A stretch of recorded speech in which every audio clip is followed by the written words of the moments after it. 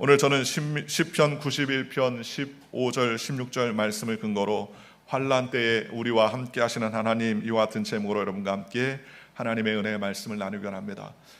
전 세계적으로 기상이변들이 굉장히 많아지고 있습니다. 특별히 우리가 살고 있는 뉴저지에 최근 폭염으로 인하여서 오늘도 체감온도가 99도까지 올라가는 그런 무더운 날씨를 기록하고 있습니다. 뉴저지에서는 100년 만에 오는 6월달 그런 폭염이라고 그렇게 이야기합니다. 그런데 그런 폭염뿐만 아닙니다. 한국에서도 이제는 지진의 안전지대가 아님을 알려주는 여러 가지 지진들이 나타나고 있습니다. 미국의 네브라스카와 아이오와주의 4월 달에, 또는 중국의 광저우에 토네이도가 발생하고 중국 남부에는 100년 만에 홍수로 엄청난 피해를 입기도 했었습니다. 그뿐만 아닙니다. 대만과 일본 서쪽 해역 지도에 후쿠시마 지진이 일어났었으며 기상기후, 폭염, 홍수, 토네이도, 슈퍼 엘니뇨와 라니냐가 등장하는 등 이제는 극심한 자연재해가 이상하지 않을 만큼의 환경이 우리 가운데 다가오고 있습니다.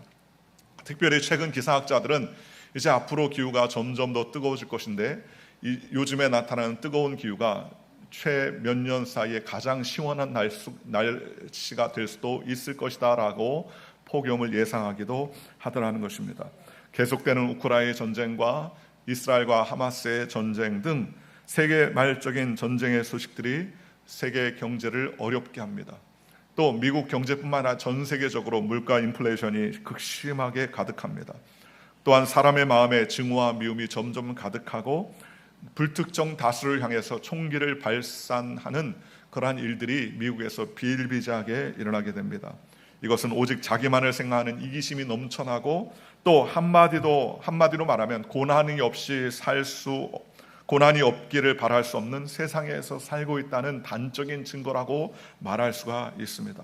그럼에도 불구하고 우리는 믿음을 따라 살아가야 됩니다. 믿음을 따라 살면 하나님은 우리의 인생에 참다운 소망과 은혜를 베풀어 주실 줄로 믿습니다. 오늘 성경에서도 우리에게 말씀하시는 것은 무엇입니까? 우리가 고난당하고 환난을 당한 자들이 하나님께 간구하면 주님이 응답하시고 환난 당할 때에 우리와 함께 해준다고 성경은 우리에게 말씀하시며, 우리를 건져주시고 구원하여 영화롭게 하신다고 성경은 우리에게 말씀해 주고 계십니다. 그러니 우리는 이 땅에 살면서 하나님을 영화롭게 하며 믿음을 가져가는 하나님의 거룩한 백성들, 존귀한 주의 일꾼들 되시기를 주 예수의 이름으로 간절히 축원합니다. 문제없는 인생은 아무도 없지요. 욥기 시편 14장 1절에 여인에게서 태어난 사람은 생애가 짧고 걱정이 가득하다라고 그렇게 기록되고 있습니다. 모든 사람은 태어날 때부터 고난의 배꼽을 달고 태어난다라고 말합니다. 그러므로 고난은 어떤 사람에게만 있는 것이 아니라 너도 나도 누구든지 당할 수 있는 환난과 고난이 있다는 사실을 우리가 잘 알아야 된다는 것입니다. 그런데 고난이 나쁜 것만은 아닙니다. 고난을 통해서 우리에게 주시는 지혜가 뭡니까? 깨달음입니까? 첫째로 고난은 우리를 회개하기 위한 하나님의 선하신 계획과 방법이라는 것입니다. 우리는 고난의 막대기를 맞을 때에 도대체 이해할 수 없습니다. 내가 왜 이런 문제가 생겼는가 이해할 수 없지만 시편 119편 59절 60절에 이렇게 말합니다. 내가 내 행위를 생각하고 주의 증거들을 향하여 내 발길을 돌이켜 싸우며 주의 계명들을 지키기에 신속히 하고 지체하지 아니하였나이다. 고난 당한 것이 내게 유익이라 이로써 내가 주의 율례를 배우게 되었나이다 라고 말씀하고 있습니다. 고난이 우리에게 유익을 주는 것은 나를 돌아보게 하는 것입니다.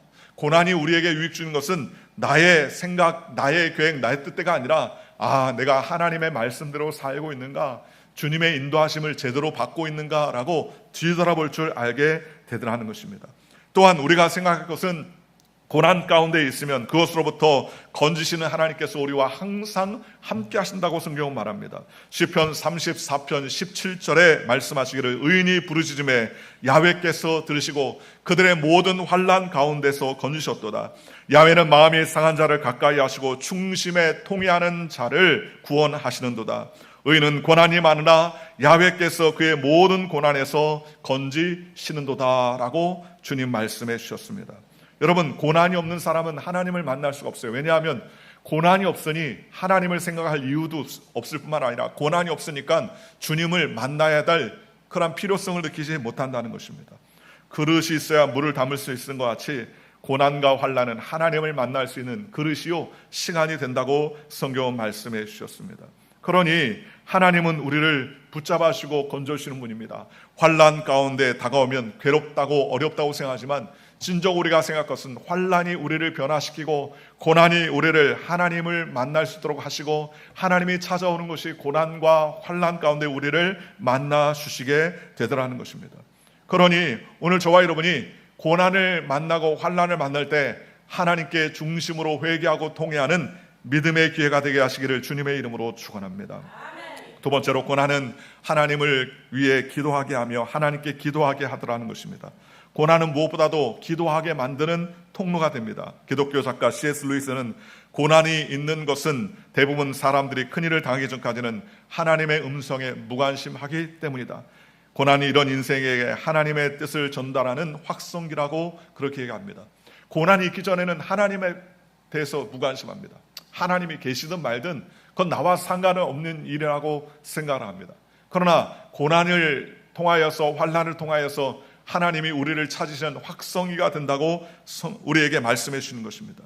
그러니 하나님 음성이 잘 들리지 않는데 언제 잘 들리느냐? 고난이 다가오고 환난이 다가올 때 하나님의 음성이 확성기처럼 마치 큰 소리처럼 우리에게 잘 들리게 되더라는 것입니다. 편안하고 즐거울 때는 하나님을 찾을 이유가 없을 뿐만 아니라 즐거움에 쌓여서 회개할 줄 모르지만 고난을 만나고 어려움을 만나게 되면 회개하며 하나님을 찾는 기회가 되게 되더라는 것입니다. 우리가 잘 아는 선지자 요나를 보십시오. 요나는 하나님께서 말씀하시기를 40일 안에 니느웨 성이 회개하지 아니하면 그 아수르의 니느웨를 하나님께서 멸망시키겠다고 그렇게 말씀하셨습니다. 그리고 요나에 가서 니느웨 성에 회개하라 촉구하라 명령했습니다. 요나는 별로 좋지 않게 생각했습니다. 왜냐하면 아수르가 이스라엘을 압제하는 나라였기 때문에 차라리 아수르의 성 니느웨가 멸망하는 것이 좋지 니느웨가 회개하는 것을 원치 않았어요. 그래서 바로 요나는 니느웨로 가는 배를 타지 아니하고 그는 정반대의 방향인 다시스로 가는 배를 타고 하나님의 눈을 피해 배 밑창에 들어가서 들어누웠습니다. 그런데 배가 일정 시간 지나자마자 파도가 치고 바람이 불고 큰 폭풍우가 배 가운데 다가왔습니다. 아무리 노력하고 수고해도 해결할 수 없었습니다. 선원들이 분주히 피하고자 애를 쓰는데 배 밑에 요나는 그냥 들어누워 잠만 자는 거예요. 선원들이 흔들어 깨웁니다. 도대체 당신은 이런 고난에서 왜 이렇게 누워있느냐 그랬더니 요나가 하는 말이 이 모든 고난은 나로부터 온 것이다. 나를 바다에 던져라. 그래야면 이 고난의 풍랑이 잔잔해질 것이다 라고 이야기합니다. 선원들이 어떻게 산 사람을 바다에 던집니까? 할 수 없다고 참고 기다리자 결국은 풍랑이 거세지면 거셌지 줄어들지 않아요. 결국 요나의 말대로 요나를 바다에 던졌더니 큰 물고기가 그를 삼켰습니다. 3일 동안 물고기 뱃속에서 물고기 위액을 다 뒤집어 썼습니다. 그런데 물고기 뱃속에 갇힌 요나는 결국 하나님께 회개하며 기도하기 시작합니다. 요나 2장 1절에서 2절에 이렇게 말합니다. 요나가 물고기 뱃속에서 그의 하나님 야훼께 기도하여 이르되 내가 받는 고난으로 말미암아 야훼께 불러 아래서 쌌더니 주께서 내가 대답하셨고 내가 수월의 뱃속에서 부르짖었더니 주께서 내 음성을 들으셨나이다 라고 말했습니다. 물고기 뱃속, 여러분 얼마나 고난을 당했는지 물고기 뱃속에서 기도하는 사람이 있습니까? 아무도 없어요. 그런데 요나는 물고기 뱃속에서 가장 깊은 심연에 들어가서 하나님 죽든지 살든지 성하든지 쇠하든지 망하든지 주님 뜻대로 하여 주옵소서 하면서 하나님 앞에 통회하고 자복하며 기도했더니 하나님께서 응답해 주셨습니다. 우리가 주님 앞에 간구하면 하나님 응답해 주시는 것입니다. 우리가 주님을 부르시면 주님께서 우리에게 은혜를 베풀어 주시는 것입니다. 오늘 성경에 말하기를 그가 내게 간구하리니 내가 그에게 응답하리라. 그들이 환난을 당할 때 내가 그와 함께하며 그를 건지고 영화롭게 하리라 라고 성경은 말씀해 주셨습니다. 우리가 하나님 앞에 잘못하고 통회하고 자복하면 주님께서 기회와 은혜를 베풀어 주시고 하나님의 은혜 가운데 나아갈 수 있도록 주님께서 은혜를 베풀어 주시는 것입니다. 우리는 이해할 수 없습니다. 왜 나에게 이런 고난이 찾아오고 환난이 찾아오고 문제가 다가오고 역경이 다가오는지 우리는 알 수 없습니다. 그러나 우리가 해야 할 것은 그 고난을 통해서 우리의 자신을 되돌아보고 하나님을 찾고 구하면 주님께서 반드시 그 해결책을 열어주시고 은혜를 베풀어 주신다는 것입니다. 또한 고난은 우리를 깨뜨려 겸손하게 만드는 것입니다. 고난은 우리로 겸손하게 깨어지게 하여 온유한 심령을 변화되게 합니다. 깨어지지 않은 사람은 하나님 앞에 사용할 수 없습니다. 고난을 당하면 깨어지고 낮아지고 겸손해집니다. 깨어지지 않은 사람은요, 내 말이 옳다, 내 생각이 옳고 내 주장이 맞다라고 생각합니다. 대화를 하면 그렇죠, 교만한 사람들은 다른 사람의 의견을 무시합니다. 다른 사람의 말은 전부 틀렸고 내 말이 옳다라고 생각합니다. 무엇보다도 하나님까지 틀렸다고 이야기하는 사람들이 얼마나 많이 있습니까? 그러나 깨어진 사람은요, 내가 부족하구나, 내가 변화되어야겠구나, 내가 하나님께 나아가야 되겠구나 라고 말합니다. 낮아진 사람, 깨어진 사람입니다. 깨어지니까 하나님 앞에 나오는 것입니다. 우리가 잘 아는 탕자의 이야기도 그 둘째 아들이 아버지에게, 아버지, 어차피 아버지 돌아가시면 그 재산 나한테 반 줄 텐데 돌아가시고 난 다음에 주지 말고 살아계실 때 나에게 주십시오. 참 악한 아들입니다. 그런데 아버지가 그 아들에게 재산을 띄워줍니다. 반을 띄워줬어요. 그 재산을 가지고서 그는 나갔습니다.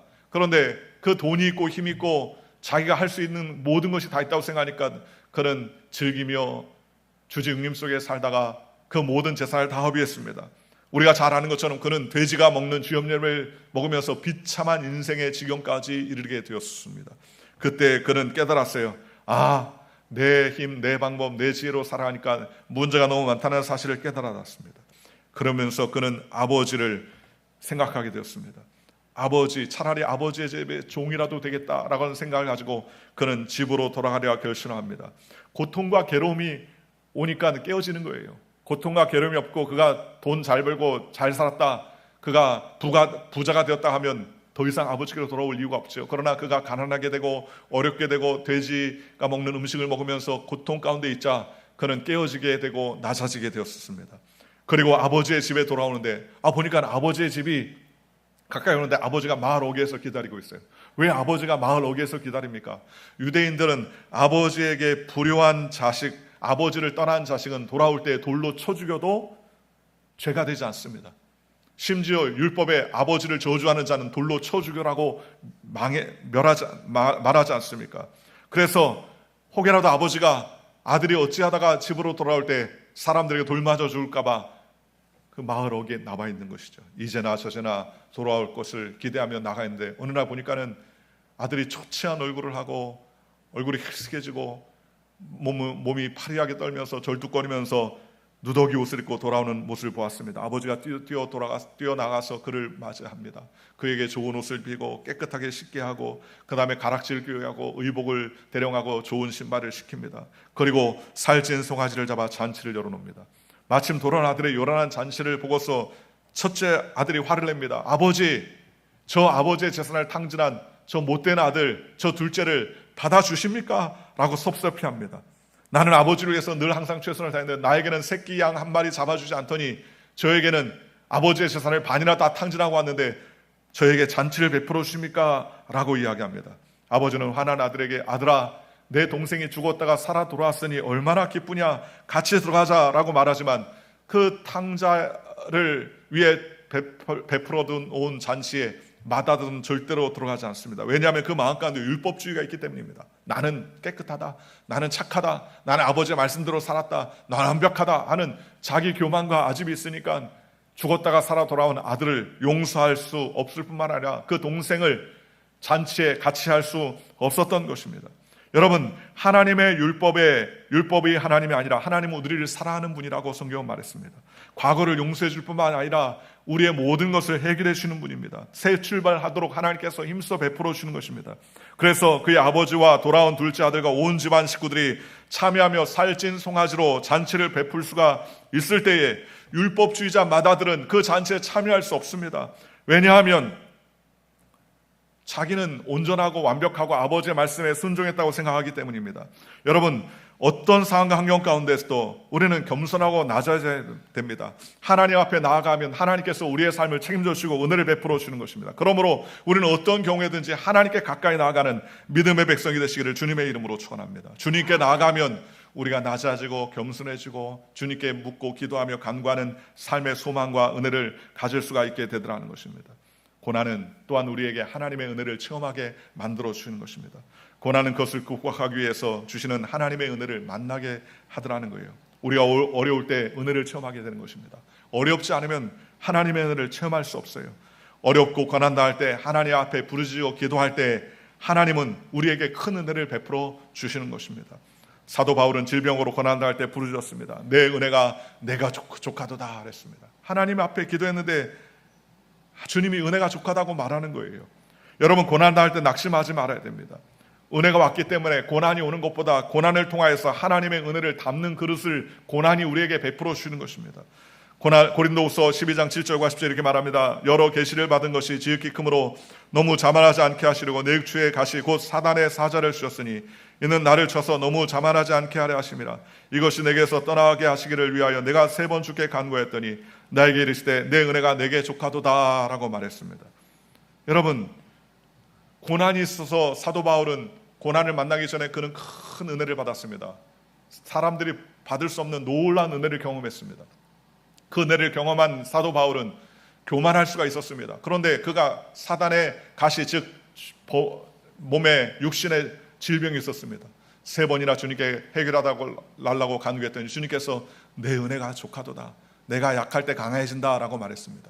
고난이 있기 때문에 더욱더 하나님을 바라보고 문제를 만났기 때문에 문제를 빼주는 것보다 더욱더 중요한 것이 하나님을 의지하게 하더라는 것입니다.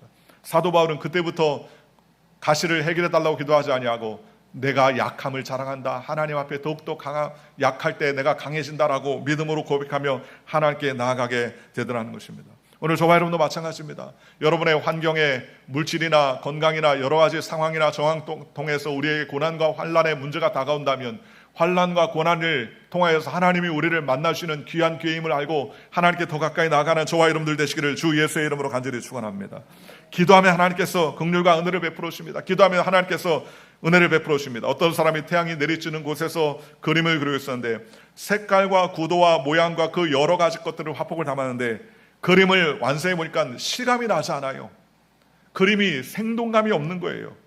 그래서 그는 다시 그림을 그리기 시작했는데 나중에 보니까 2번째 그림은 만족할 만한 그림이 되었습니다.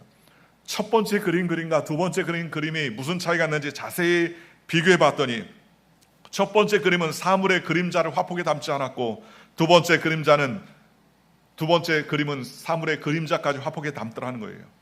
그림자가 없으므로 아무리 잘 그린 그림 같아도 그림자가 없는 그림은 뚜렷한 인상을 남기지 못했는데 그림자를 같이 그려놓은 이 화폭의 그림들은 너무 생생하게 눈에 더 아름답게 잘 비춰지게 되더라는 것입니다. 우리의 인생도 마찬가지입니다. 고난의 그림자, 환난의 그림자가 우리에게 다가오면 우리가 하나님을 더욱더 선명하게 바라보고 우리의 삶을 통해 하나님의 영광이 더욱더 드러나게 되더라는 것입니다. 그러니 우리는 어떤 경우에든지 하나님을 의지하고 하나님께 묻고 기도하는 저와 여러분들 되시기를 주님의 이름으로 축원합니다.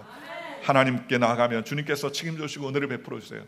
요즘에는 보리싹을 밟는 일이 별로 없지요. 그런데 보리의 싹을 어렸을 때 보니까 밟는 경우가 있습니다. 보리의 싹은 한겨울에 자라기 시작합니다. 보통 보리의 이삭이 처음 난 줄기에서 약 80알 정도가 자란다고 합니다. 그런데 80알 정도 자라는 그 보리싹을 농부가 보리싹을 하려면 발로 밟습니다. 이때 허약한 싹은 꺾여지죠. 그러나 그때 허약한 싹이 꺾어진 이후에 일어나는 싹은요, 전부 다 강한 줄기가 나오는데 그 강한 줄기에서 보통 보리의 알이 450개까지 맺혀지게 됩니다. 처음에 80개가 맺혀질 수 있는데 이 80개보다 수배의 열매들을 맺힐 수가 있겠다는 거예요. 보리의 싹을 받는 것이 불행하고 불쌍하다고 생각하는 건데 그건 잘못된 생각입니다. 왜냐하면 고난이 보리의 싹들을 더욱더 튼튼하게 하고 또 강건하게 해서 더 많은 열매들을 맺히게 하게 되더라는 것입니다. 구약의 요셉의 인생을 보십시오. 그는 고난과 역경을 통하여서 큰 어려움을 당했지만 오히려 그 고난을 통하여서 하나님을 찬미하고 찬양하는 놀라운 인생이 될 수 있었다고 그렇게 이야기합니다. 고난의 귀한 시간을 통하여서 사람들이 풍요의 자리에 이를 수 있습니다. 아브라함에게 물어봅시오. 당신에게 있어서의 고난의 가장 풍요한 자리가 어디 있었느냐라고 물어본다면 아브라함은 모리아 제단에서 아들을 번제에 올릴 때가 가장 풍요로운 자리였을 거라고 이야기할 것입니다. 요셉에 물어보십시오. 가장 차디찬 감옥 안이 하나님의 풍요의 시작이었을 것이라고 이야기합니다. 모세에게 물어보십시오.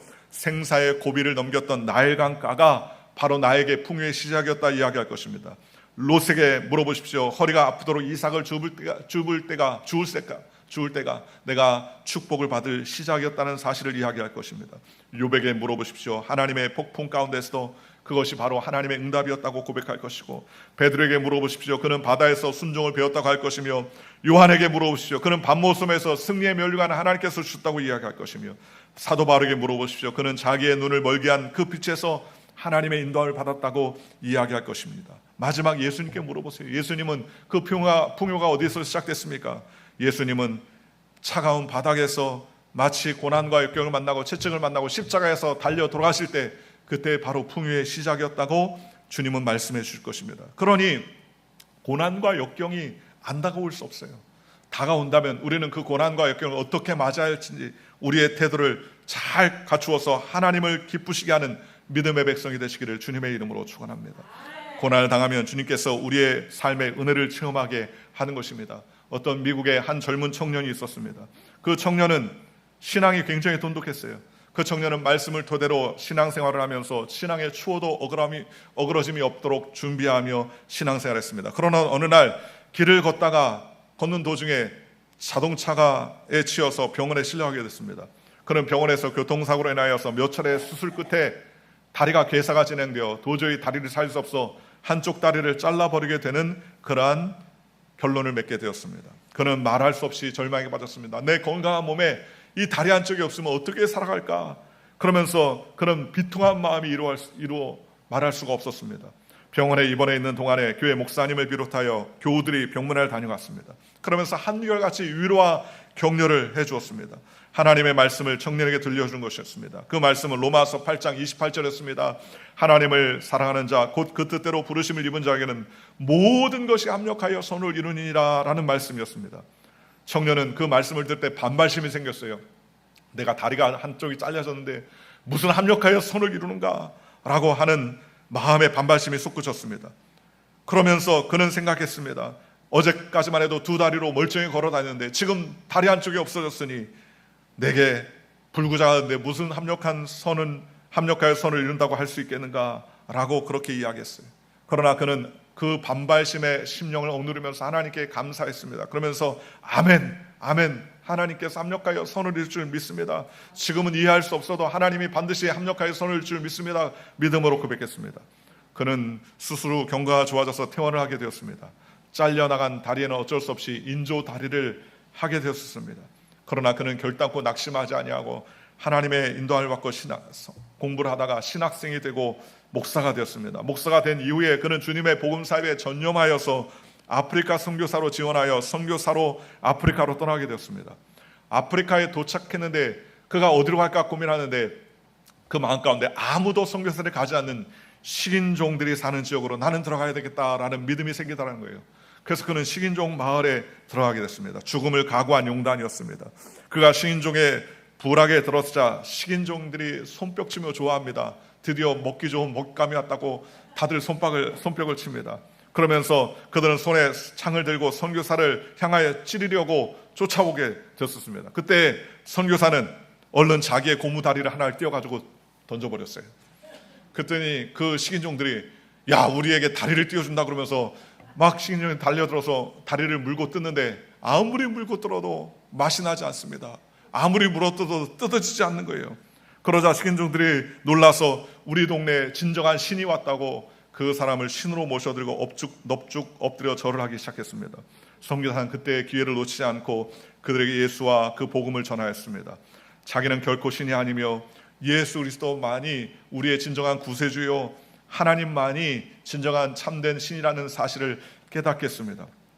아무리 뜯어도 그 다리가 뜯겨지지 않는 모습을 보고 식인종들은 신이 내었다 생각하고 그 선교사의 말에 순종하며 그 선교사에 협력하며 그 온 식인종들이 다 구원받아 예수를 믿게 되고 그 식인했던 일들도 다 내려놓게 되었다는 것입니다.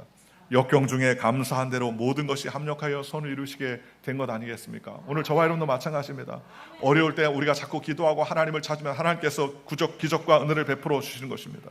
고난은 인생의 가장 귀한 것을 우리에게 깨닫게 해주신 것입니다.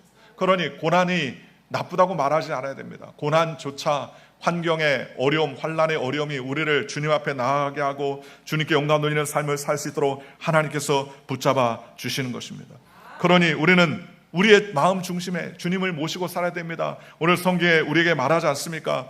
그가 내게 간구하리니 내가 그에게 응답하리라. 그들이 환난을 당할 때에 내가 그와 함께하여 그를 건지고 영화롭게 하리라. 내가 그를 장수하게 함으로 그를 만족하게 하며 나의 구원을 그에게 보이리라 라고 말했습니다.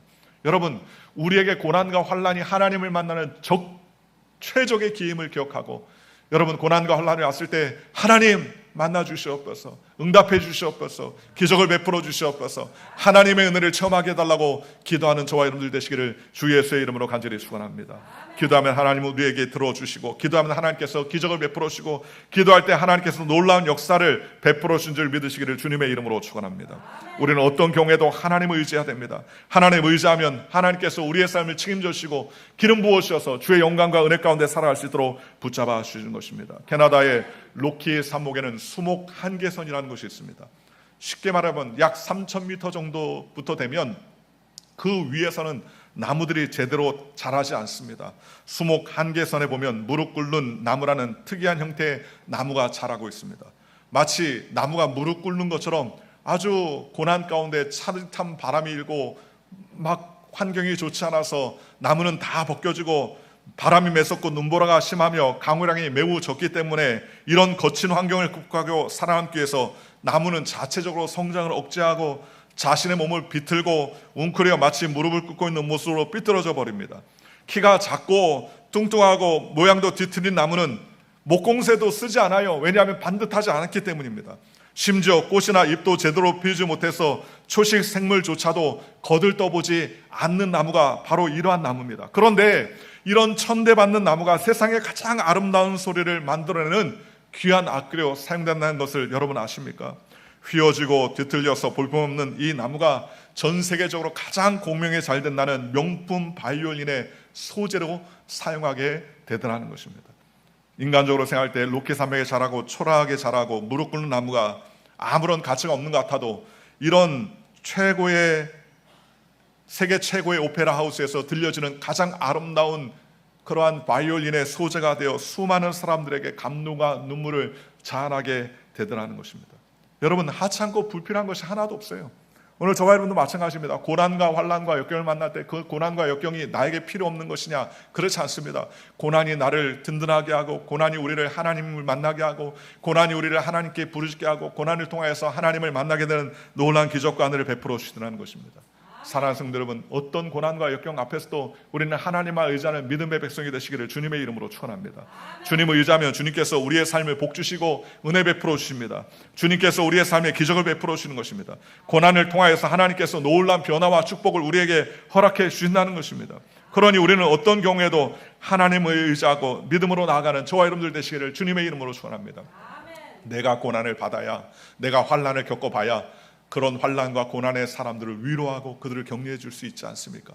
여러분에게 물질적인 어려움이나 환경적인 어려움 또는 건강의 어려움이 다가오는 고난을 만난 가장 어려운 시간이 오늘 이 시간일 수도 있습니다. 그러할 때 우리는 육신적으로 낙심하고 낙담하지 말고 고난을 통하여서 우리 하나님이 함께 하신다는 사실을 기억하고 적극적으로 하나님을 동행하는 믿음의 백성이 되시기를 주 예수의 이름으로 축원하고, 보잘것없는 나무, 뒤틀어진 나무, 무릎 꿇는 나무, 다 껍질 벗겨진 나무 같아도 하나님은 그런 나무를 통해서 아름다운 그러한 훌륭한 바이올린을 만들고 소리를 내는 것처럼 오늘 저와 여러분이 환난과 고난을 통하여서 세상의 소리가 아니라 썩어지는 소리, 망하는 소리가 아니라 하나님을 찬양하고 영광 돌리는 믿음의 소리를 표현하는 저와 여러분들 되시기를 주 예수의 이름으로 간절히 축원합니다.